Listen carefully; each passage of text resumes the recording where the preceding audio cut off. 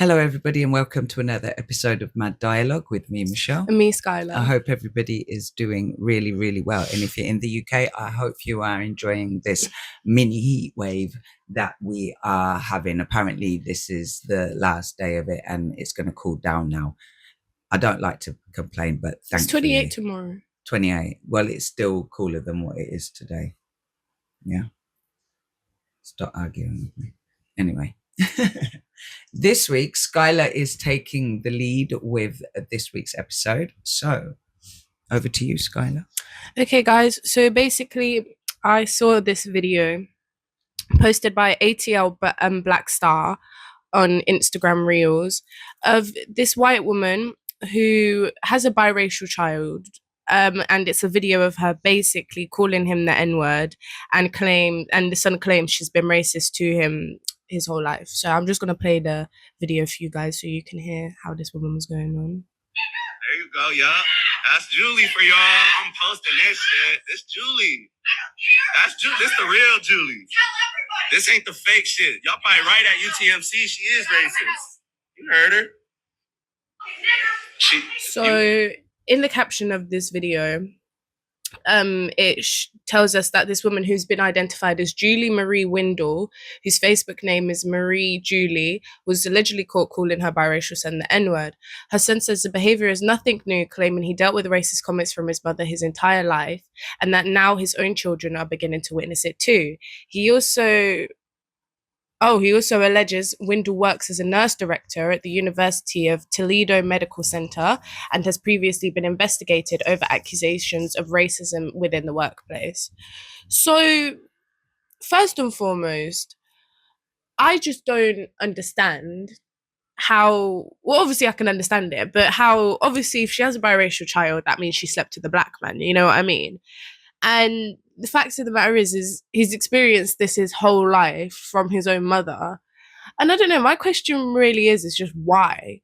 Like, why have children with a black man if you're racist? You know what I mean? Like, I think it's just so disgusting that, like, as black people, like, we're always going to experience racism anyways from people, but you would not expect that would be your own blood. Well, you know what I mean? I hear what you're saying, but this is where the argument comes in that a lot of when they say that white people or like white men are attracted to black men, black women, that it is sometimes a fetish. Okay. But I don't believe that is the case for all. No. But definitely in this case. Yeah. Okay. She wanted to sample what it would be like, I guess, to see what it's like. And then, you know, she gets pregnant. And the thing about it is she probably faced a lot of stigma, probably from our own people and, you know, friends, because some people, they frown upon, you know, as they call mixing races, you know, so she's probably holding a lot of trauma. And when I'm saying all of this, don't think for 1 minute I'm trying to excuse how this woman has dealt with her son, because of course not. Like, it's wrong 100%. And I could only imagine when he was growing up, you know, as a young child, hearing your own mother call you that and probably countless other derogatory racial names. Do you know what I mean? Yeah. So, you know, but I do believe that for her to be that way, there is deep-seated trauma. She probably feels that having give birth to a biracial son or child, whatever, it changed the course of her life and didn't go the way that she planned. Obviously, she's not with his father. So there's probably all of that deep-rooted thing, you know what I mean? And it's, you know, like I said, her background and also probably her own feelings towards his father. Yeah. And she's just taking it out on him in the worst terrible way. Because the way how she's screeching, man, she sounds deranged. No, for real though. And it honestly baffs me, like, really and truly, in the fact that, you know, it's not only then with her child, but there's also reports that she's under investigation within her workplace due to her racism too. You know what I mean? What as a nurse. Oh, a nurse. I'm pretty sure that's what it said. Okay. And it just, yeah, like it honestly shocks me because You wouldn't think. It's funny because I came across a picture today, Yeah. and it's called "The Hidden Racist Ideology Behind This Famous Family Painting." Now, I can't. You know what? I'm gonna try it. Hold on. Let me screenshot it. I think that would probably be the best thing to do. I'm trying to see if they've just got the images of it, but I'll try and show you the picture. But basically, in the picture, it shows a black grandmother, like her skin tone is dark, like there's emphasis on it, and she's holding her hands up to the heavens. And then next to her is her brown granddaughter, and on her brown granddaughter's lap is a white baby.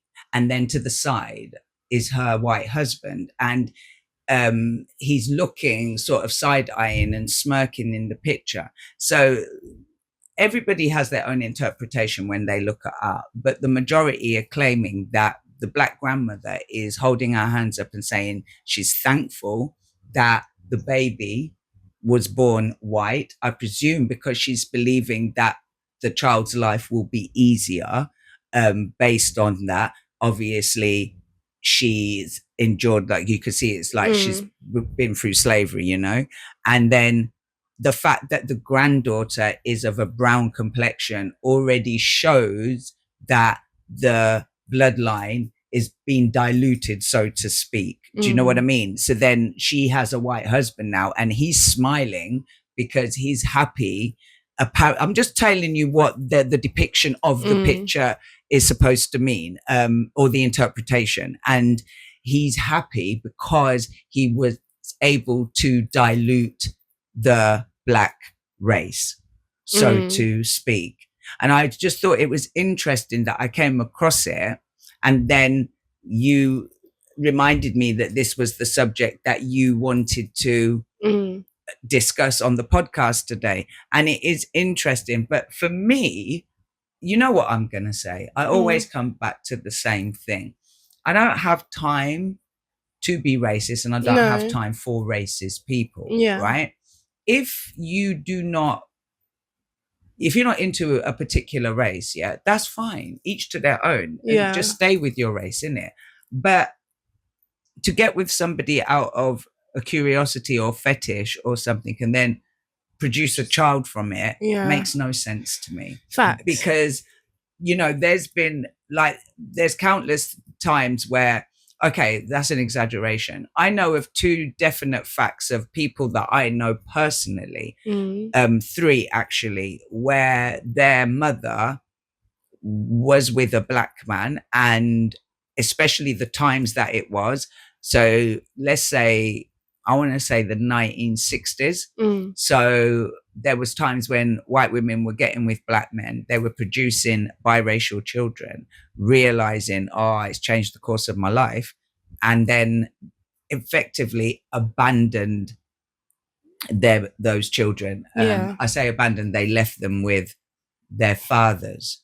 And then, you know, some went into children's home, others, they were raised by the females in the family. Then, do you know what I'm saying? But I do know of cases like that. So I understand why people say, you know, it's a fetish in some cases. Me personally, once again, I'm all about energy. Just love one another, man. No, do you know what I'm saying? But just love one another. It's just funny because here I am and my diluted ourselves. And but when I think about having kids, not in a bad way, but like when I think about it, I'm like, oh my gosh, like depending on the partner I choose, that obviously depends on the color my baby's gonna come out as. And sometimes I do think like, oh, how would I feel if I gave birth to a child and the baby's just white? You know what I mean? Because I've had a baby with a white man. And of course I'd love the baby. Yeah, of course I would. But sometimes I think, oh, damn, like, do I want to just continue to dilute my bloodline, or do I want to have a melanated... Is it diluting it as much as... It feels that way. Because as a black woman, it does feel that way. You're enhancing your bloodline. Because, you see, it's like this for me, right? So... all right, then, look at it like this. I have a choice, right? I have no children. And so I have a choice. And I know this is some people's thing. They don't want to dilute their bloodline. That's calm, right? Like I said, each to their own. But I've got a black man standing in front of me and a white man standing in front of me, yeah?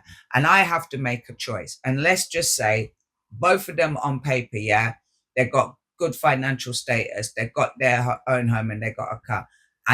But there's how they treat me as a person, yeah? Now, let's just say, right, the black man treats me, he doesn't treat me very well, right? Of course, you're going to go for that. So I'm going to go for the white man, Naturally. Like, you know, and equally, if the white man wasn't treating me well, I'd go for the black man. Naturally. But the point I'm making is this. You cannot just base having a relationship or just focus, or right, you're just going to focus on one race. And then what happens if in that particular race you don't find the man you want and it's actually a man of another race? Do you know what I mean? Yeah. You can't. I just don't think that. But it's not like just live your life. Yeah, you know naturally. I think I'm too hippie for this world. You know. No, but really naturally though. But it's not like like obviously I can't speak for anyone else. But it's not like I just sort out and then I'm like, oh, okay, like whatever guy I'm gonna date is based on, you know, what color my kids are gonna come out as. Because you see me, I mostly just date white guys. Let's be real here. You know what I mean? But it is a thought sometimes that I just sit there and I think like, as a black woman, it does seem mad that like there's a chance that I could have a white baby. You know what I mean? But then at the same time, yeah, this is facts as well. You could dare be with a black man and still have give a white, because of the Eve gene, which you do have because your mother is black. Let's be for real. Do you understand? I think for me, once again, it does come back down to that thing where it's not that I don't see color. Of course I see color, you know what I'm saying? But I just don't let that be a ruling factor. And if I held any kind of racism or whatever, then for sure I wouldn't even be looking in the direction just to see what it's like to be with another race, even though I'm not feeling them. Do you know what I mean? Yeah. It makes no sense to me at the end of the day. And to have a child and then abuse them in that fashion. Yeah, that's gonna make that. I'm surprised that he never grew up disliking himself for the color of his skin. Do you know what I mean? But you have to say then he must have a good circle of black family like around him, showing him and teaching him. You know what I mean? Because I'm surprised he even allowed his children around her. The fact that he endured all of that, because like he said, now his children are seeing it. But my children wouldn't have been around to see that. Do you know what I'm saying? Well, I would listen. There's a difference when somebody's outright saying the words and somebody is indirecting. Do you know what I mean? When somebody's indirecting and it concerns color and this, that, and the other, you sort of have to maneuver differently. But if somebody was outright shouting the N word, no, I wouldn't be around you again ever. Why are you doing that? Because I'm just, you know what I mean? Like, I just wonder, like, how do I explain this? If it was a case of, like, oh, like, his mum, like, had her moments where she'd crash out and she'd draw for the N-word. You know what I mean? Like, I don't, because not in a bad way, but I don't think he would be around her if this was, like, constantly he was being abused like that. Okay. And it gives the energy that when she gets vexed at him, that's what she draws on, you know what I mean? So then that's why he's like, nah, like he's got to the point now he's grown and he's like, nah, F this, like, I'm gonna show people how you go on when you get mad, you know what I mean? That's what it's given, because it doesn't make sense that someone would bring their child around somebody who was going on like that, you know what I mean? So I don't know. And you know, a lot of people, they become more their true selves the older they get as well, you know what I mean? So it was probably a lot more hush-hush, like, yeah, because the way he was saying, like, this is the Julie you guys know, like, she's probably all bare friendly who has black friends, you know what I mean? Sure. But that's how, you know, like, because you know how people can stay, so. Yeah, that's true. Or them ones that would be like, I've got coloured friends. Like, I like black people. I like coloured people. I've got coloured friends. And it's like, what does that mean? Or one woman, I remember, she was describing this black man to me, and she went, do you know him? Blah, blah, blah. And I was like, what, because he's black? And she went, yeah.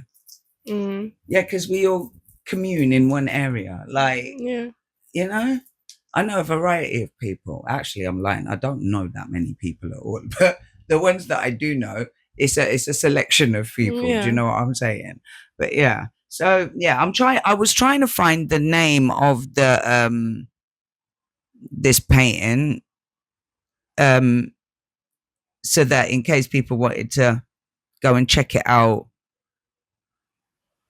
Oh, it says what is it? Blanc Amiento. So BlanqueAmiento. That's historical art. Yeah. It's interesting. It's interesting. People's views on things where it concerns black, white, and everything else in between. Anyway, I think we'll leave it here for this week. As always, thank you so much for joining us, and welcome to our new subscribers. As always, thank you. Welcome to the Mad family. As always, we're sending an abundance of love and light. Until next time, it's goodbye from me, Michelle, and goodbye from Skyla. Bye. Bye.